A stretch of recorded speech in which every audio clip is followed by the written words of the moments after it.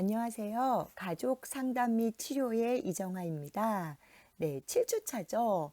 이제 다음 주는 중간고사, 중간고사가 있기 때문에 이제 수업은 없고요. 제가 중간고사 대체 과제물에 대해서는 단톡방에 공지를 드리도록 하겠습니다.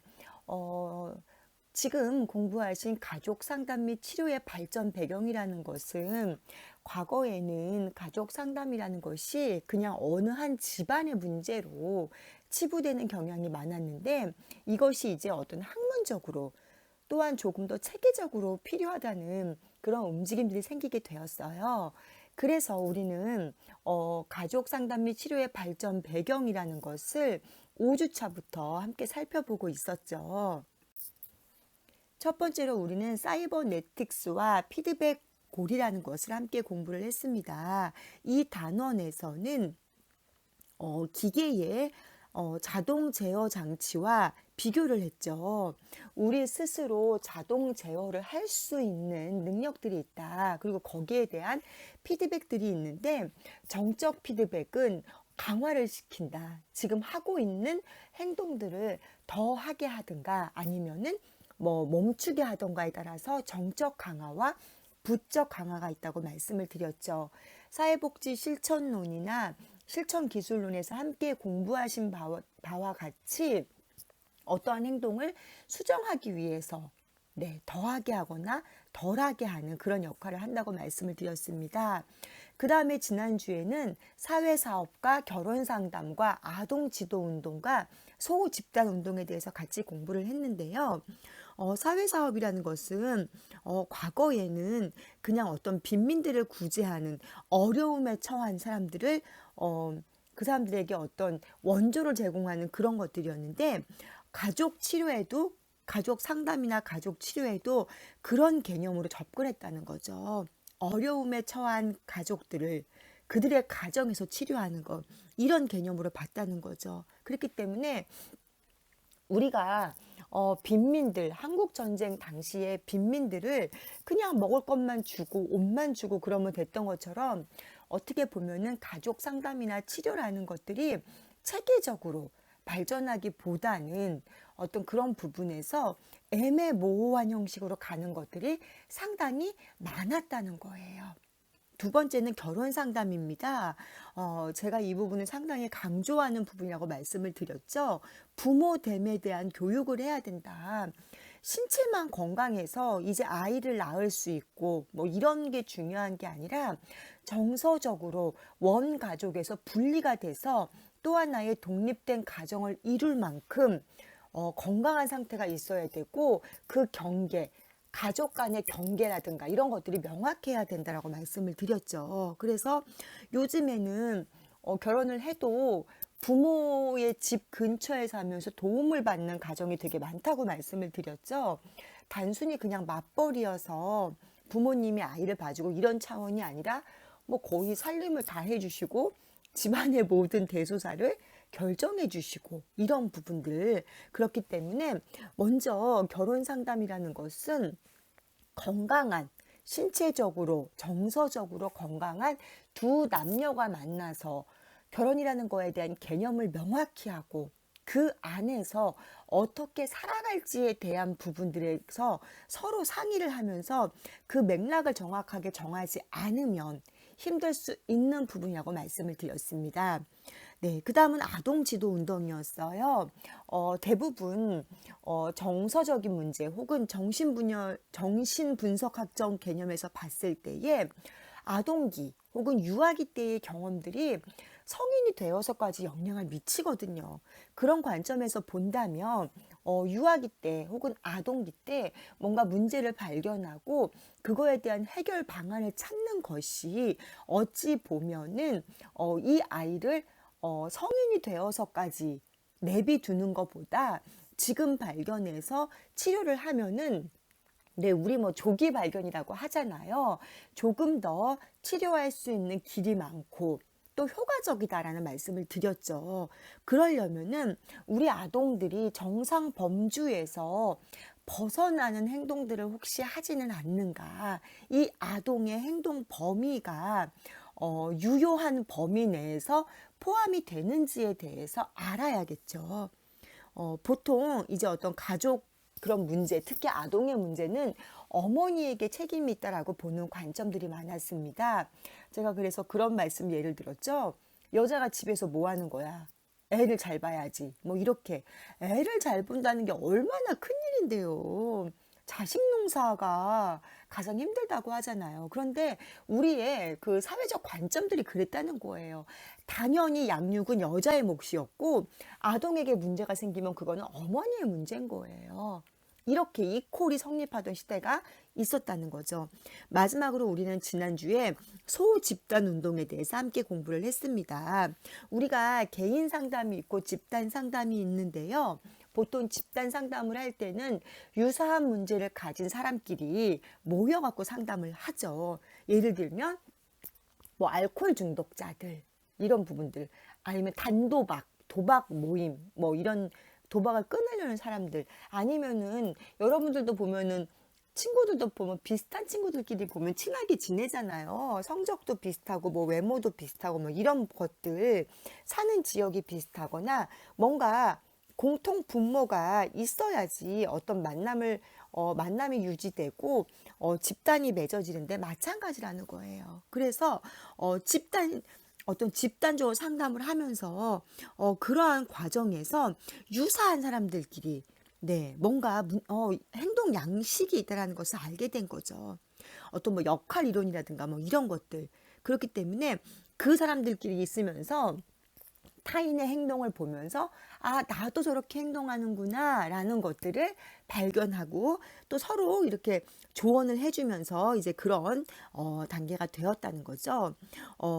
이게 제가 이제 지난 시간에 뭐라고 수업을 마무리를 했냐면 이렇게 구구절절 나왔던 이유가 바로 오늘 할 정신분열증 환자 가족 연구의 결정적 계기라는 이 내용을 지금 하려고 이렇게 구구절절 말을 했다라고 말씀을 드렸어요. 무슨 얘기냐면은 1950년대에 이제 정신분열증 환자 가족에 대한 4가지 연구들이 있었습니다. 정신분열증 환자의 증상은 보통 이제 병리적인 가족 자체에 문제가 있었다는 거죠. 그냥 자기 혼자 뭐 정신분열증이 있기도 하지만 대부분 이런 가족 상담이라든가 이런 것들은 제가 관계의 문제라고 이야기를 했죠. 실제로 우리 1대1로 만나면 너무너무 좋으세요. 그런데 그 가족끼리 소통하는 모습을 보면은 왜 저렇게 말하지? 네, 그런 분 되게 많으시죠. 바로 이런 것들이 있다는 거죠. 어쨌든 간에 그 가족에가 문제가 있어서 그 가족에서 뭐 예를 들면 아버지가 지나치게 권위적이라던가 폭력적이라던가 아니면 어머니가 결벽증 환자라던가 아니면 어머니가 뭐 다른 곳에 뭐 직장이든 혹은 뭐 자기 일이든 학업이든 뭐든 어머니가 자기의 일을 하는 데에 너무 정신이 팔려가지고 유아에게 충분한 애정을 뭐 주지 못했다던가 아니면 반대로 아버지가 자기 역할을 다하지 못하고 가족들을 방임했다던가 이런 뭔가 그런 문제가 생겼기 때문에 정신분열증이 생겼다는 거예요.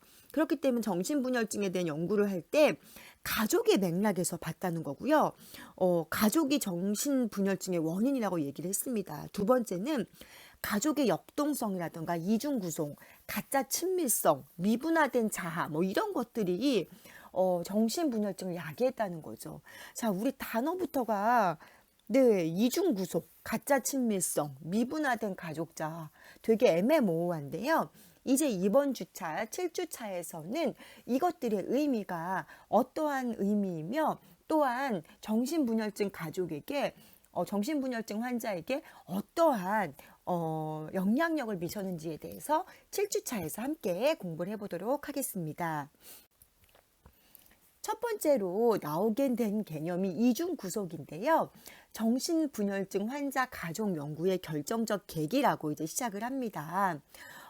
이게 이제 캘리포니아 주에 있는 어느 병원에서 정신건강연구소 참여자들에 의해서 이중구속 이론이 제시가 되었는데요. 이제 병리적인 대화 패턴이라는 거죠. 대화 자체가 건강하지 못하다는 거예요.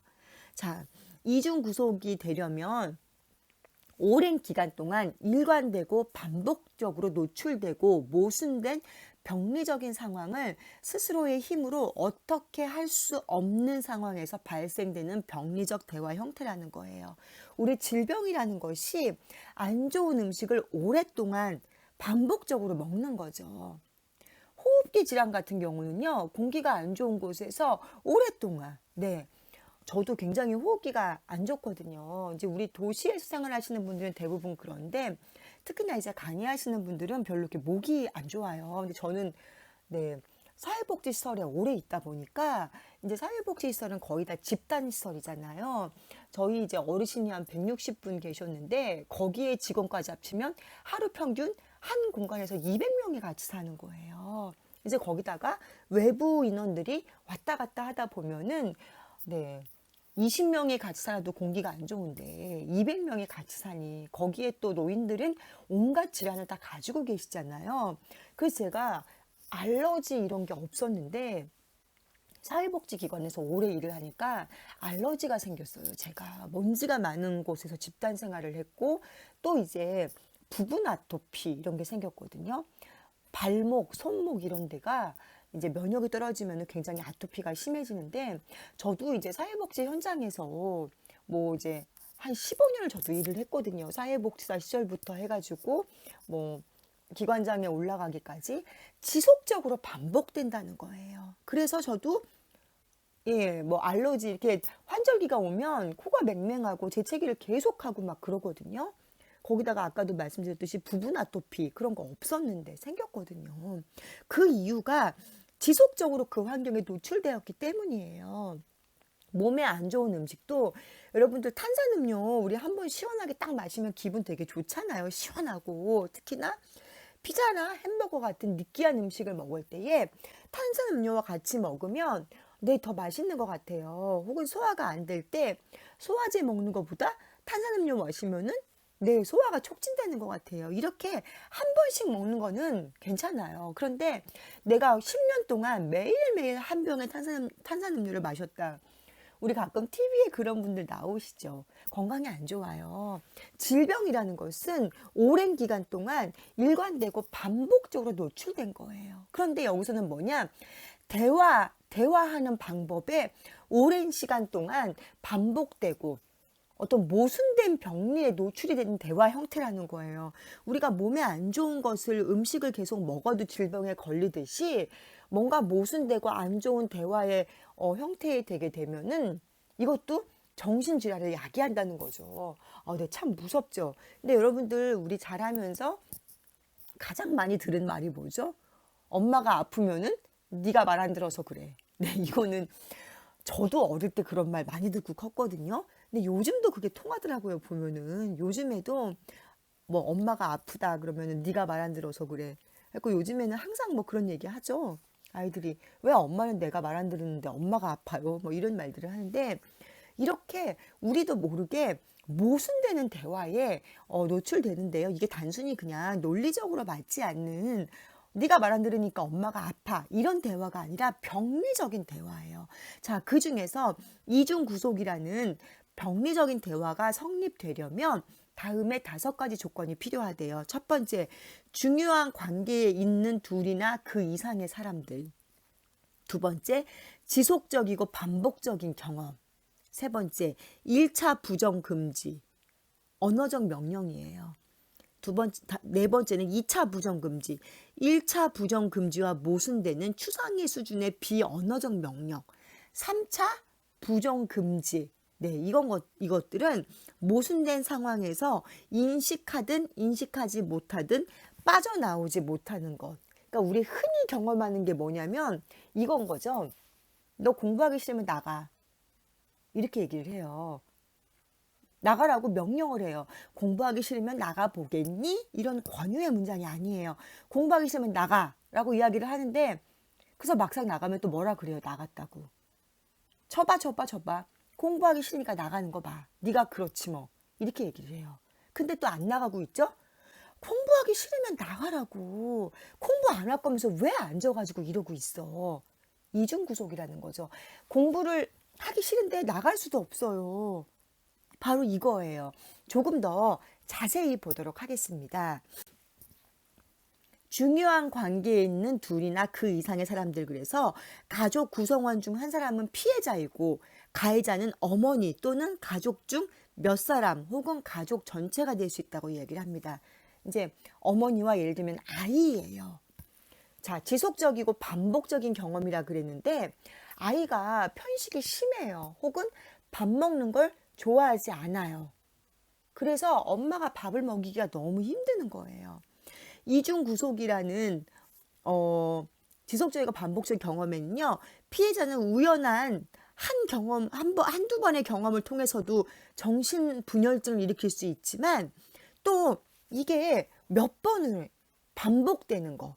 그러니까 단순히 한두 번 갖고는 아니라는 거죠. 물론 그런 경우도 있긴 하지만 대부분이 이게 정신적으로. 자, 여러분의 경험을 한번 생각해 보세요. 밥을 먹이는데 너무 밥을 먹이는 게 힘들어요. 밥 먹을 때마다 전쟁인 거예요. 밥 먹을 때마다. 자, 중요한 관계에 있는 둘이나 그 이상의 사람들, 이제 어머니라고 우리는 가정을 할게요. 유아기 때 어머니가 보통 이제 밥을 많이 먹이시니까 엄마가 밥을 먹이는데 엄마와 이제 아이가 있어요. 중요한 관계에 있는 둘이나 그 이상의 사람들이죠. 지속적이고 반복적인 경험이에요. 밥을 먹이는 게 너무 힘들어요. 편식이 너무 심하거나 아이가 자꾸 밥 먹으면서 딴짓을 해요. 지속적이고 반복적인 경험이죠. 자, 1차 부정금지, 언어적 명령입니다. 1차 부정금지는 언어적 명령과 그렇게 하지 않을 경우 벌이라는 논리적 구조를 가지고 있어요. 예를 들면 뭐뭐를 하지 마라. 그렇지 않으면 너는 벌을 받게 될 것이다 라고 나오면서 우리 교재에도 밥 먹는 도중에 밥 먹는 상황이 얘가 나왔네요. 자, 예를 들면 식사를 하는 도중에 아들을 꾸짖던 어머니가 아들에게 너 같은 건 밥 먹을 자격도 없어. 밥 먹지 마. 이렇게 얘기를 한다는 거죠. 아, 네. 정말 너무. 그럼 밥 먹을 자격은 누가 갖는 건가요? 자격증이 있어야 갖는 건가요? 식사를 하는 도중에 이제 어머니가 아이를 꾸짖는 거예요. 너 같은 거는 밥 먹을 자격도 없어. 밥 먹지 마라고 명령을 하죠. 네, 이제 여기서 명령이 끝나면 좋은데 이것도 물론 충분히 상처가 돼요. 하지만 여기서 끝나는 게 아니라는 거예요. 2차 부정 금지입니다. 자, 너 같은 건 밥 먹을 자격도 없어. 밥 먹지 마라는 얘기는 밥을 먹지 말라는 엄마의 말도 있지만 엄마가 지금 하라는 대로 하지 않을 거면 밥을 먹지 말아라. 벌을 받는다라는 거를 내부적으로 포함을 하고 있는 거예요. 그래서 이제 2차 부정 금지가 나옵니다. 1차 부정 금지에는 이제 언어적으로 전달되지만 2차 부정 금지는 주로 비언어적으로 전달되죠. 예를 들면 너 같은 건 밥 먹지 마 하면서 손이 올라간다던가 그릇을 뺏는다던가 숟가락을 뺏는다던가. 개몬가요? 아니, 아이가 뭘 한다고, 그죠? 아니, 물론 말로는 한 번쯤 그럴 수 있지만 숟가락을 뺏고 이렇게 한다는 거예요. 2차 부정금지는 첫 번째 명령과 모순되면서 역시 처벌이나 위협에 의해서 강제되는 좀 더 추상적인 수준의 명령이라는 거예요. 비록 직접 말은 하지 않더라도 얘기를 해요. 너 같은 건 밥 먹을 자격도 없어. 밥 먹지 마 라고 이야기를 하지만 엄마의 지금 말은 정말로 밥을 먹지 말라는 게 아니거든요. 빨리빨리 먹어라. 지금 엄마가 좀 시킨 대로 해라 이 얘기지. 너 같은 건 밥 먹을 자격도 없어. 밥 먹지 마. 이래가지고 또 이제 그러면은 그 말을 듣고 명령 오니까 밥 먹지 마. 그래서 아이가 숟가락을 놔요. 그러면 엄마가 그래 너 같은 건 밥 먹을 자격도 없으니까 숟가락을 잘 놨다. 이렇게 얘기하는 것이 아니라 저봐. 네가 그렇지 뭐. 이러면서 그거를 밥을 먹고 있으면 밥을 또 먹는다고 계속 뭐라고 해요. 숟가락을 놓으면 놓다고 뭐라고 하는 거죠. 참, 일로 가도 맞고 절로 가도 막는 거죠. 마지막으로는 3차 부정금지입니다. 이제 1차 부정금지는 언어로 전달되지만 2차 부정금지는 보통 이제 비언어적으로, 3차 부정금지는 제시되었던 메시지와 반대로 되는 거죠. 너 같은 거는 밥 먹을 자격도 없어. 밥 먹지 마라고 1차적으로 했어요. 근데 실제로 엄마가 밥을 먹다가 도중에 숟가락을 놓고 나가려고 하면 엄마는 더 무섭게 노려보죠. 저봐, 저봐, 저봐 이러면서. 네, 밥을 먹지 말라고 했는데 또 안 먹으면 더 화를 낸다고요. 이렇게 되는 거죠.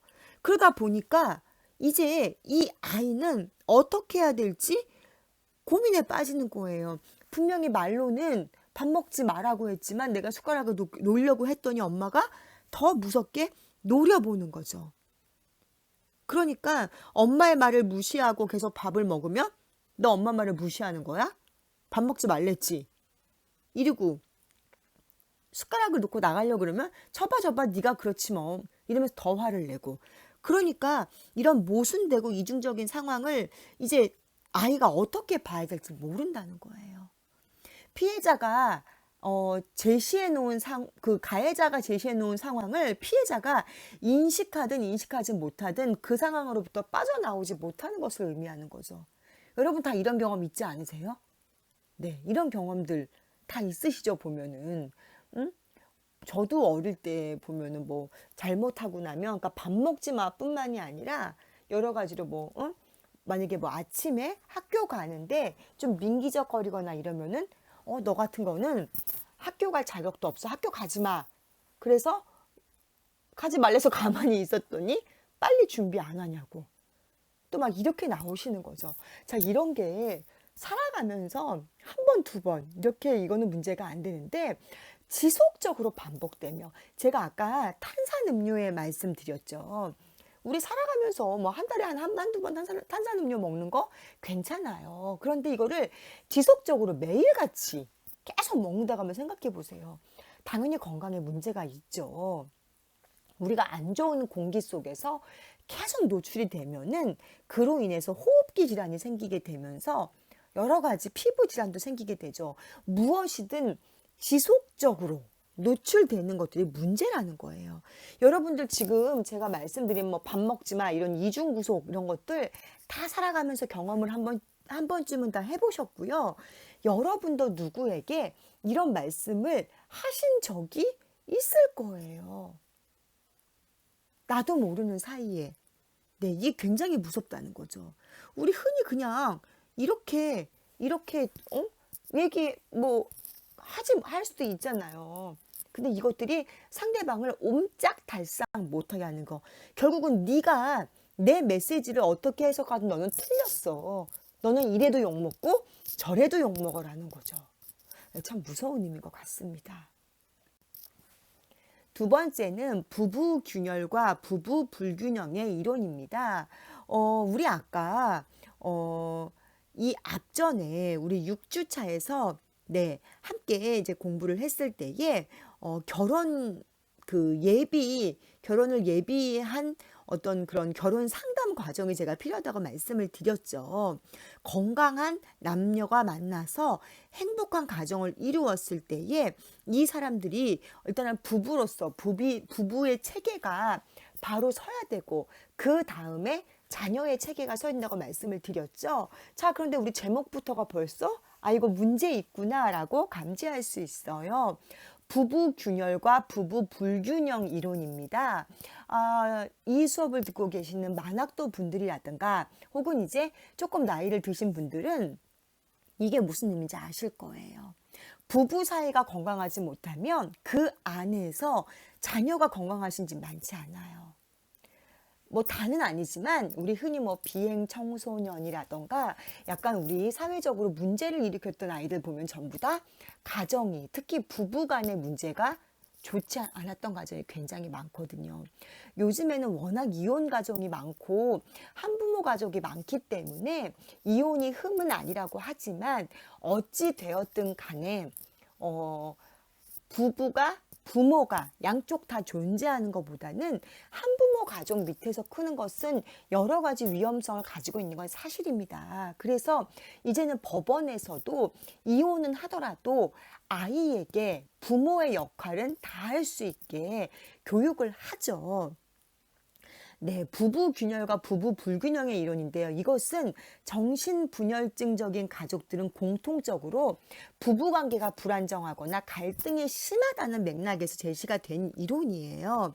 이제 이게 어떤 이론이냐면 존슨 호킨스 대학교에서 이제 연구진들이 연구를 했는데요. 50명의 정신분열증 환자를 임의로 그냥 뽑았어요. 랜덤으로. 그런데 뽑아놓고 보니까 5명만이 안정된 가정에서 성장을 했대요.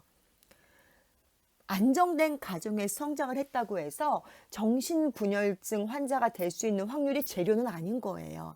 반대로 뭔가 부부관계가 좋지 못한 부모 밑에 성장했다고 해서 아이가 다 문제 있는 건 아니라고요. 그런데 물론 이제 이거는 또 오래전 연구기 때문에 지금과는 또 많이 달라졌죠. 근데 아무튼 간에 정신분열증 환자 가족들은 대부분 심각한 문제를 가지고 있었다는 거예요. 정신분열증 환자의 40%가 죽음이라던가 이혼, 별거로 인한 부모 중에 한 사람이 없었대요. 정신분열증 환자의 60%는 심각한 부부싸움을 하는 갈등이 심한 가족이었고, 또 심지어는 부모 중에 한 분이 정신분열증을 가지고 있는 분도 있었대요. 그런데 정말로 이게 어느 정도 맞는 이유가 뭐냐면 이제 요즘에는 안 그러지만 저희 부모님 세대 혹은 그 부모님 세대만 하더라도 왜 자식을 보고 살았다. 부부의 관계가 원만치 않았는데 아이만 보고 살았다. 이런 분도 계시고요. 혹은 또 일찌감치 사별을 하시고서 특히 여성분들이 남편하고 사별을 하고 나서 아들만 보고 사신 분들이 저희 부모님 세대 혹은 그 부모님 세대는 굉장히 많거든요. 제가 시설에서 있어 봐도 아무래도 이 아들에 대한 애착이 굉장히 강하신 분들이 많으세요. 특히나 여성분들께서. 근데 이분들은 뭐 남편이 폭력적이었거나 혹은 경제적인 능력이 없었거나 등등의 이유로 원만한 부부 생활을 하지 못하신 분들은 자녀에 대한 과도한 애착이 많거나 혹은 또 그 반대로 자녀에 대한 관심이 없는 거예요. 이래서 아이들이 너무 과잉 보호 속에 자랐거나 아니면은 너무 방임 속에 자란 경우도 굉장히 많죠. 또 그런 환경 속에 자란 분들이 결혼을 해서 원가족에서 분리가 됐을 때에 온전한 가정을 꾸미지 못하는 경우가 많아요. 왜냐면은 원가족에서 분리가 됐는데 우리 어머니가 일찍 혼자가 되셔가지고 아들이 나만 보고 살았거든요. 그래서 우리 어머니는 불쌍한 사람이야. 아내와 어머니 사이에서 교통정리를 못하는 거예요. 정신분열증까지는 아닐지라도 그게 너무 많은 거죠. 나는 어머니의 기대에 미치지 못하면 안 돼. 이런 것들.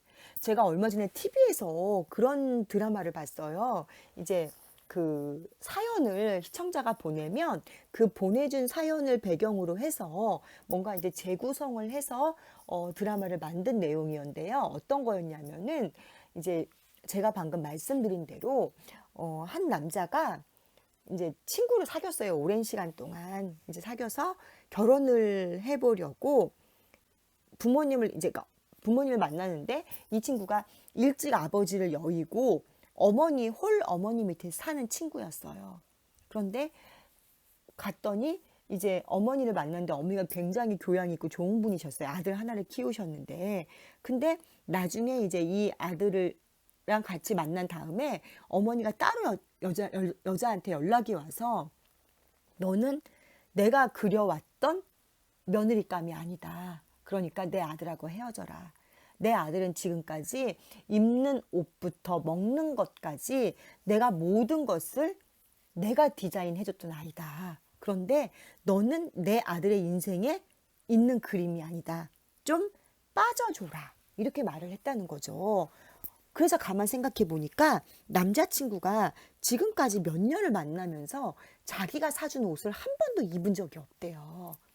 항상 어머니가 골라준 옷을 입었다는 거죠. 그리고 뭘 하도 항상 어머니하고 허락받고. 그래서 여자가 남자에게 이별을 선언합니다. 남자는 이렇게 말을 해요.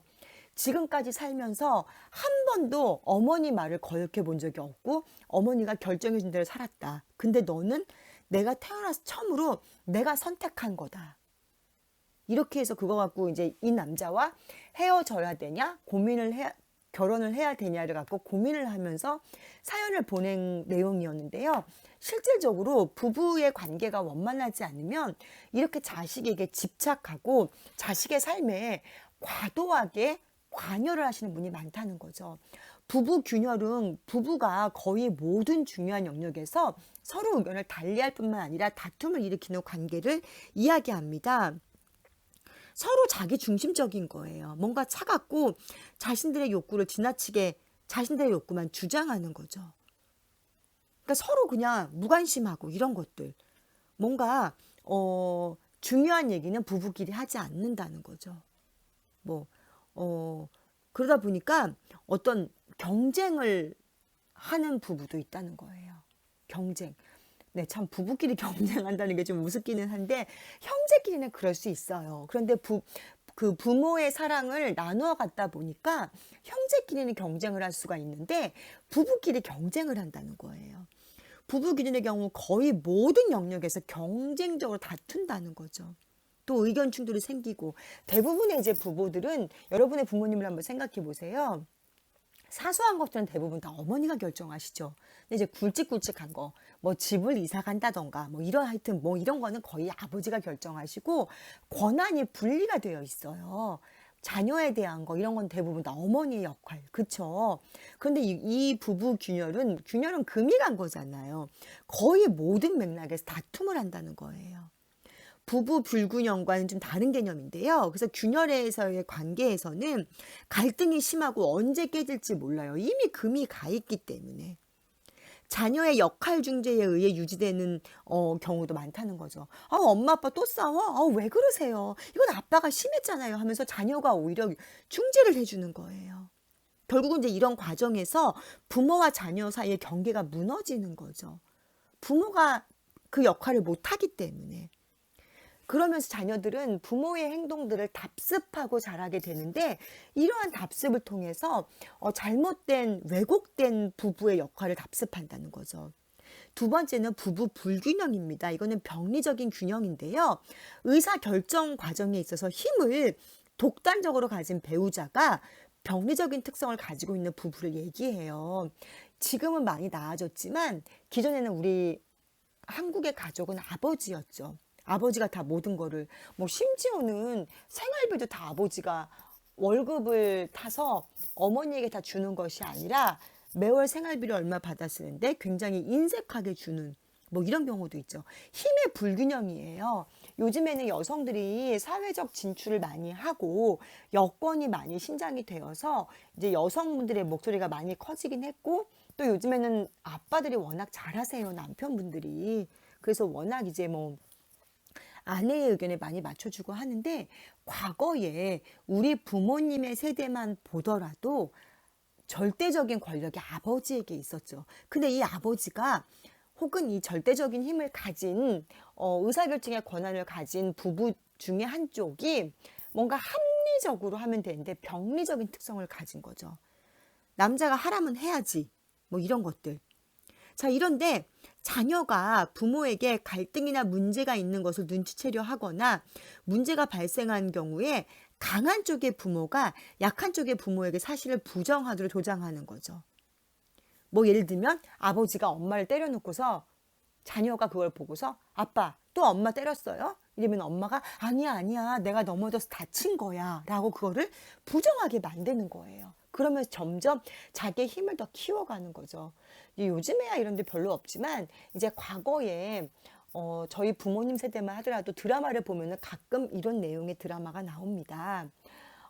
맨날 아버지가 술 먹고 오셨고 엄마를 때리는 거예요. 가정폭력을 행사하면은 아들이 이제 웬만큼 힘이 크게 되면은 네 대들죠. 아버님에게. 또 엄마를 때리셨어요?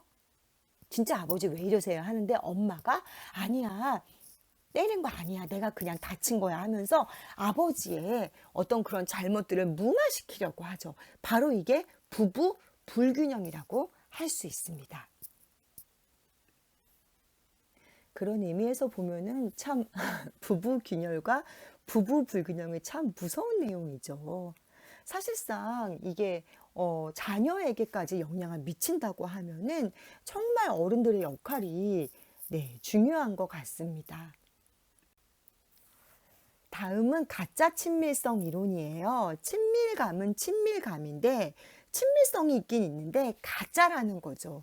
네, 참 제목부터 어찌 보면 유치찬란한데요. 가짜 친밀성 이론을 가진 가족들이 함께 있을 때에 비현실적인 특성을 갖는다라고 이야기를 합니다. 이것은 뭐냐면 하버드 대학에서 연구를 한 거예요. 국립정신건강연구소에서 일하면서 어떻게 가족들에게 병리적 사고가 전해지지? 뭐 부부만 가지고 있던 병리적 사고가 어떻게 해서 가족 전체에게 혹은 자녀에게 전해지는가를 연구했다는 거예요. 그래서 봤더니 역시나 부모들의 대화 형태라는 거예요. 제가 지금 계속해서 말씀을 드리지만 가족 간의 어떤 그런 문제는 대부분 대화의 형태라고 이야기를 하죠. 가족뿐만이 아니라 우리가 인간관계에서 많은 영향을 미치는 것은 바로 대화의 형태입니다. 소통이에요. 주변에 친구가 많고 인기가 많고 사람이 많은 사람의 특징을 보면은 말을 되게 잘 들어주고 말을 예쁘게 하죠. 그런데 말투라던가 말하는 내용이 뭐 좀 그렇다던가 이러신 분들은 관계가 별로 안 좋아요. 왜 말을 저렇게 하지라는 말을 듣죠.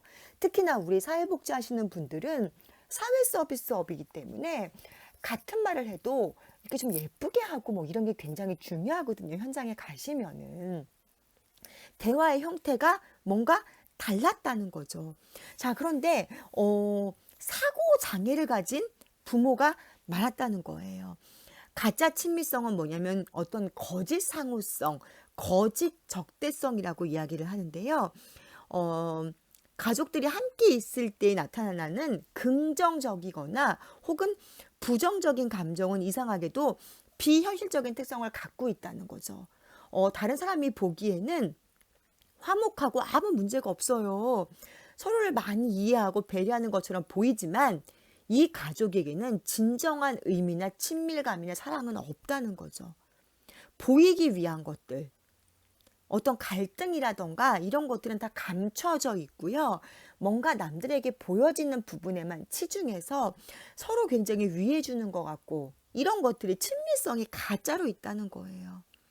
혹은 함께 맞추는데 너무 열중해서 가정원 개인의 구별된 정체성이나 다양한 관심에는 별로 그런 것들은 관심이 없는 거예요. 뭐 예를 들면 이런 거죠.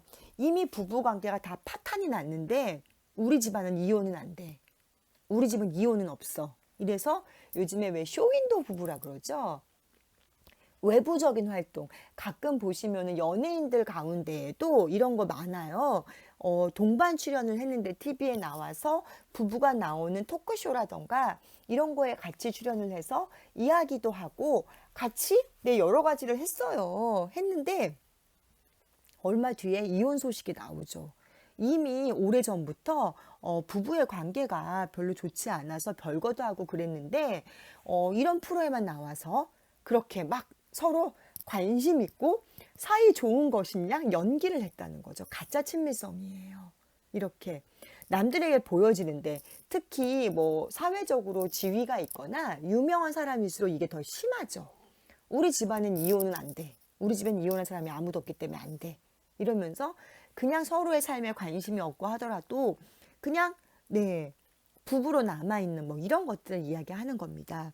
자, 겉으로는 서로에게 친밀하고 갈등이 없지만 내면적으로는 갈등을 가지고 있고 암묵적으로 이중적인 역할을 한다는 거예요.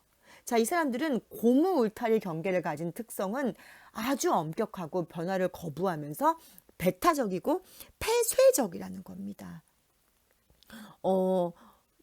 진짜는 그렇지 않으면서 겉으로 보기에는 협조적이고 친밀한 가족들이 함께 있을 때는 그런 감정과 행동들이 남들이 보기에 되게 화목하지만 사실상 경직되어 있고 폐쇄적이고 이런 것들, 갈등이 있고 이런 것들. 이러한 경험들이 한 개인으로 하여금 이중적인 삶을 살아가면서 정신분열증 환자의 성격의 특성을 갖게 된다는 거죠. 정신분열증이라고 해서 우리가 막 TV에서나 보는 이상한 그것만이 정신분열증은 아니거든요. 정도의 차이는 있지만 조금씩 뭔가 정상적인 사고를 할 수 없는 그런 부분들을 다 포함하는 거예요. 눈에 확 드러나게 일상생활에 문제가 있고 누군가의 도움이 없으면 일상생활을 영위할 수 없는 그것만이 정신분열증은 아니라는 것입니다.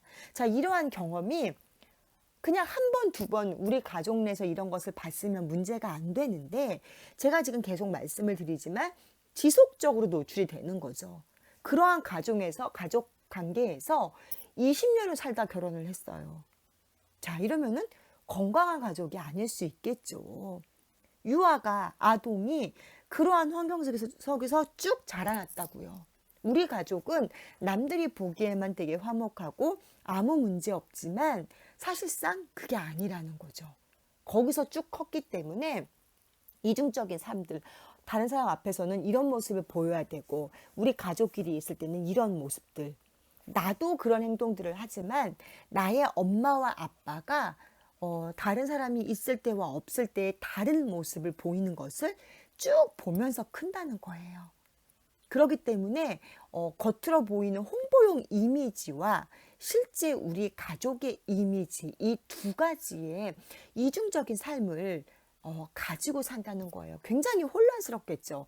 어떤 게 우리 가족들의 진짜 모습인지 모르기 때문에 혼란스러움 속에서 살아가야 된다는 것입니다.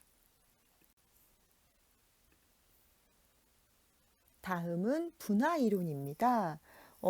아까 우리 가짜 친밀성 거기에서 고무 울타리라는 표현이 나왔죠. 울타리라는 것은 짐승이나 이런 것들이 밖으로 나가지 못하도록 만들어 놓은 거예요. 자, 정신분열증을 만들어낼 수 있는 고무 울타리는 가짜 친밀성을 통해서 겉으로 보기에는 그러니까 울타리가 어떻게 보면은 고무라는 것은 잘 늘어나고 다시 또 원래대로 줄어드는 탄력성, 탄성이라 그러죠. 그런 성질이 있는 것들인데 울타리를 쳐놓은 거죠. 사실은 보면은 그냥 누구나 그거를 고무 울타리니까 쉽게 해치고 나갈 수 있을 것 같지만 고무 울타리도 울타리는 울타리인 거죠. 뭐 학교를 가거나 학원을 같은 의무적인 학원이나 학교 같은 이런 의무적인 가족 외적 활동은 허용되지만 다른 것들은 허용되지 않는 거예요. 자, 분화 이론에서 제가 지금 왜 다시 고무 울타리라는 것을 그것을 언급하냐면 분화라는 것은 기본적으로 그 자아로 덩어리로 뭉쳐있는 가족이 있는데 거기에서 분화해 가는 거예요. 자신 스스로가 하나의 구성원이 된다는 거죠. 자, 제가 아까도 말씀드렸죠. 남녀가 만나서 결혼은 했지만 몸은 20세가 넘어서 성인의 몸이 돼서 자녀도 낳을 수 있고 키울 수 있는 부모가 될 수 있는 그런 몸이 되었지만 온전하게 분화가 안 되었다는 거죠. 자기 스스로 우리가 보통 동물들도 새들도 자녀들을 둥지에서 내보낼 때는 스스로 먹이 활동을 할 수 있을 만큼 키워서 내보내거든요. 스스로 살아갈 수 있게. 분화도 마찬가지입니다. 지금까지는 부모님의 어떤 보호 아래 살다가 이제는 내가 한 가정을 꾸려야 되기 때문에 내 스스로 무언가를 결정할 수 있고 또 내 스스로 부모됨의 도리를 다할 수 있게 분화가 돼야 되는데 이게 분화가 잘 되지 않는 사람들이 있죠. 바로 이제 보웬이 얘기를 했는데요. 미분화된 가족자 덩어리라고 일하는 거죠. 뭐냐면은 가족은 하나의 그냥 덩어리를 보는데 여기에서 이 뭉쳐져 있는 하나하나가 개별적으로 스스로의 어떤 그런 구성하는 것들을 완성하면서 하나의 인간으로 분화가 돼야 되는데 그냥 뭉쳐만 있다는 거예요. 그런데 아까 같이 고무 울타리의 개념은 뭔가 사회성도 키우고 외부와의 활동도 하고 그러려면 그 울타리라는 것들이 필요할 때는 치지만 그게 아닌 경우는 외부와의 교류가 활발하게 유지가 돼야 된다는 거죠. 그런데 가짜 친밀성을 가진 가족의 특징이 고무 울타리를 가지고 있어서 겉으로 보기에는 고무적인 그냥 탄력성이 좋은 그런 울타리 같지만 사실은 그 안에서 외부와의 교류를 단절하고 가족끼리만이 무엇을 하길 바라는 그게 굉장히 많다는 것입니다. 자, 그런데 분화 이론에서는 이제 감정 반사가 나옵니다. 이거는 뭐냐면 대인 관계에서 이성적이고 합리적인 반응을 하기보다는 주로 감정적인 반응을 하는 거죠. 뭐 예를 들면은 관계에 강하게 의존을 해서 자신의 어떤 독특한 정체감이라던가 이런 것들 자기 성장을 이루는 게 어려운 거예요. 감정적으로 이게 독립이 안 됐기 때문에 만약에 내가 어떤 의견을 냈는데 내 의견에 누가 반대를 했다. 그러면 내 의견이 합리적이지 않구나라는 게 아니라 저 사람은 나를 싫어해서 나를 엿먹이려고 그런 걸 거야. 이렇게 감정적으로 본다는 거죠. 이런 눈으로 보니 어찌 인간관계가 좋을 수 있겠어요. 그쵸? 매사에 하나하나를 객관적인 사실에 입각해서 뭐 우리 가족이 혹은 우리 조직이 합리적인 무언가 결정을 하려고 하는데 내 의견이 별로 그렇게 도움이 되는 의견이 아니었구나. 이런 관점에서 보게 된다면 아무래도 이제 그 안에서 보다 나은 개념을 찾기 위해 노력을 한다던가 그럴 수 있을 텐데 누가 내 의견에 반대를 한다거나 아니면은 반론을 제기하면 저 사람은 내 의견이 뭐 합리적이지 않아서가 아니라 나를 싫어해서 그러는 거야. 그러면서 그 사람은 나의 이제 블랙리스트에 적어놔는 거죠. 뭐 이렇게 정신분열증 환자는 관계에서 이성적이거나 이런 어떤 그런 판단이 어렵다는 거죠. 그 이유가 바로 분화 이론이 분화가 건강하게 분화가 안 되었기 때문인 거예요. 이 사람들은 보면은 모든 것을 다 감정적으로 본다는 거예요. 감정 반사를 하는 사람은 항상 관계에 강하게 얽매여 있다는 거죠. 우리 얼마 전에 연쇄살인, 뭐 흉악범 이런 범죄자가 신원이 공개되고 얼굴이 잡혔는데, 그러니까 얼굴이 이제 그 노출됐는데 수첩을 갖고 다녔다 그러죠.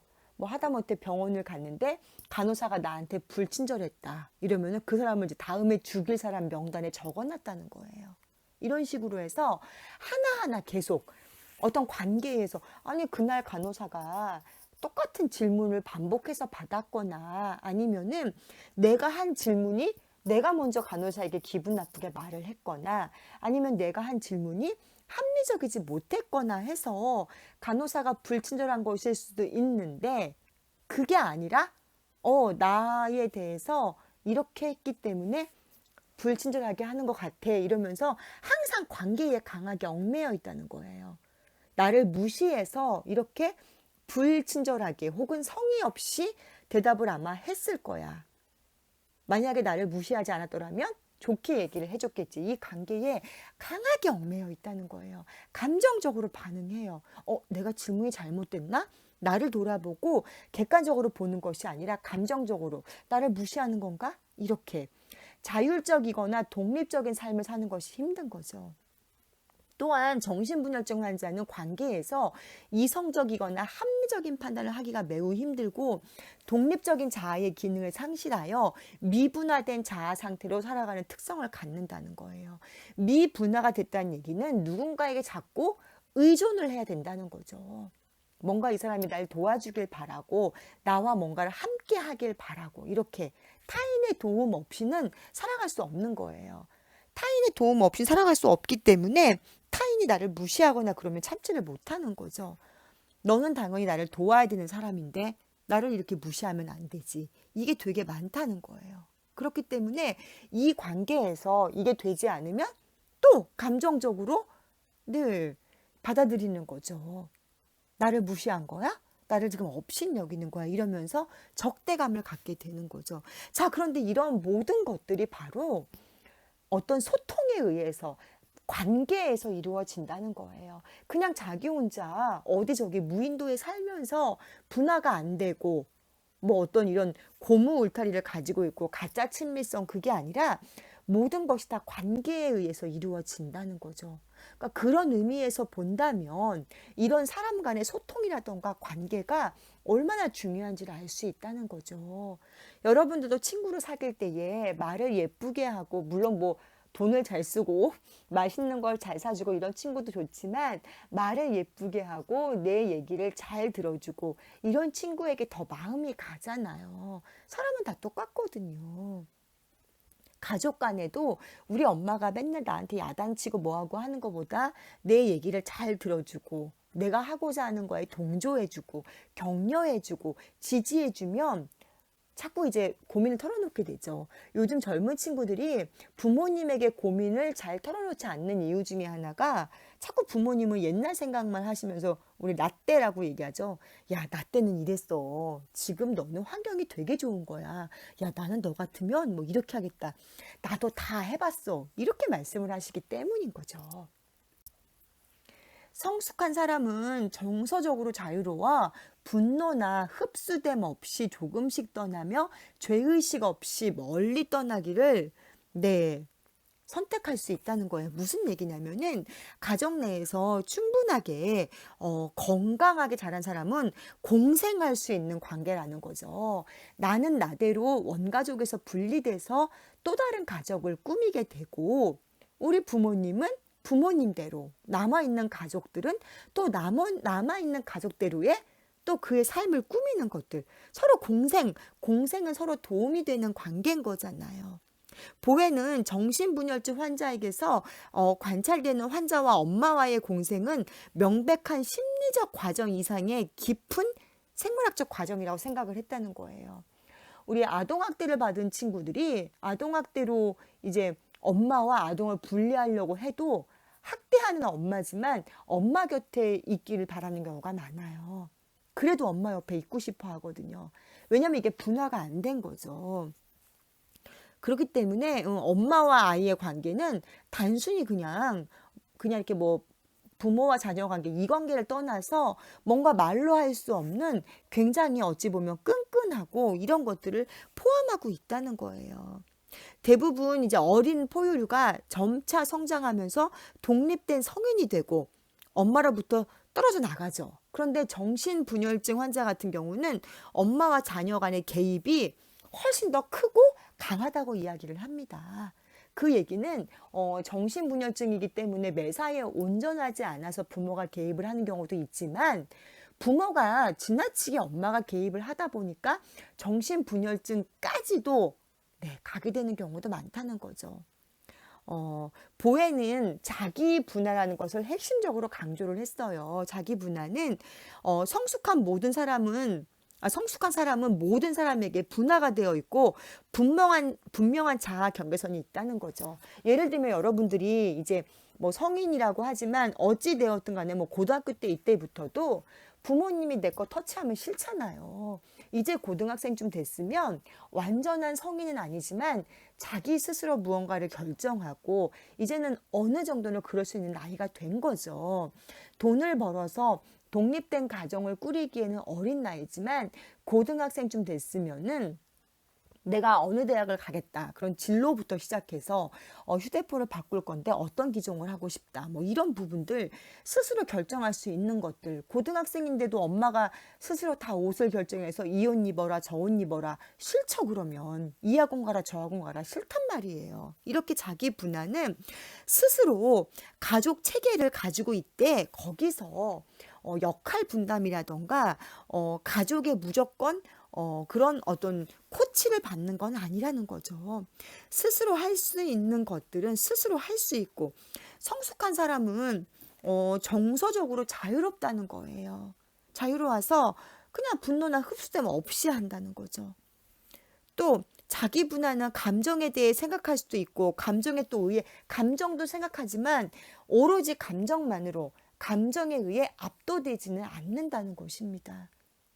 내가 감정적으로, 사람이 감정이 있는 동물인데 어떻게 감정 생각을 안 하겠어요. 하지만 감정만으로 모든 걸 좌우하지는 않는다는 개념이죠. 감정도 들어가지만 이성적인 판단과 어떤 이성적인 그런 개념들, 공생의 관계를 생각할 수 있다는 거죠. 그걸 감정에 압도되지 않는다는 거예요. 모든 사람은 개별성과 소속감으로 어떤 그 연속선상에서 어딘가에 놓이게 되면서 우리의 개별성, 우리의 정체성이라는 거죠. 여러분은 어느 가정의 자녀이자 누군가의 언니, 오빠, 형이지만 또 여러분 한 사람으로서 소중한 존재라는 거예요. 우리의 그런 관계, 누구의 자녀고, 누구의 언니고, 오빠고, 엄마고, 다 이런 과정들을 떠나서 우리의 어떤 개별성, 독특성, 이런 것들을 알아야 되고, 이렇게 건강하게 분화가 돼야지 건강한 가정을 이루는 남녀가 될 수 있다는 거예요. 다시 얘기해서 가족 상담과 치료의 가장 시작은 원가족에서 건강하게 분화가 돼서 건강한 남녀가 만나서 건강한 부부관계가 확립이 돼야지 그 밑에 있는 자녀 체계라던가 형제의 체계도 확립이 될 수 있다는 거죠. 아까도 말씀을 드렸지만 건강하게 분화가 되지 않은 사람들은 자기들 스스로가 건강한 가정을 꾸릴 수가 없다는 거예요. 이런 부분들을 우리가 바로 기억을 해서 여러분들은 이제 앞으로 건강하게 가정을 꾸려야 되시는 분들이잖아요. 그러니까 이제 성인이 되었으니까 여러분이 감정적으로 생각을 할 수는 있지만 감정에 압도되어서는 안 된다는 거죠. 그리고 여러분들이 건강한 가정을 꾸려야지 바로 그게 건강한 자녀의 양육에까지 영향을 미친다는 거죠. 분명한 것은 부모가 분명히 문제가 있으면은 부부의 관계가 문제가 있든 부모의 어떤 정신적인 부분에 문제가 있든 자녀에게 반드시 영향을 미칩니다. 우리가 이 부분은 부인할 수 없어요. 주변에서 보셔도 알 수 있는 부분이죠. 이렇게 해서 7주차의 수업이 끝났습니다. 다음 시간에는 가족 상담 및 치료 이론이에요. 우리는 5, 6, 7차 3주에 걸쳐서 가족 상담의 어떤 배경에 대해서 함께 공부를 했죠. 근데 중간고사 대체 과제물 내는 관계로 8주차에는 수업이 없고요. 9주차에서 가족 상담 및 치료 이론 이제 이걸로 함께 만나 뵙도록 하겠습니다. 가족 상담 및 치료라는 것은 어찌 보면은 대수롭지 않게 여기며 그냥 지나칠 수 있지만 지금 현재의 우리 가족은 물론이고 내 자녀의 세대까지도 영향을 미칠 수 있는 어쩌면 그 자녀의 자녀까지도 영향을 미칠 수 있는 중요한 개념입니다. 함께 고민하시면서 중간고사 대체 과제물을 하시면 좋을 것 같습니다. 여러분 수고 많으셨습니다. 감사합니다.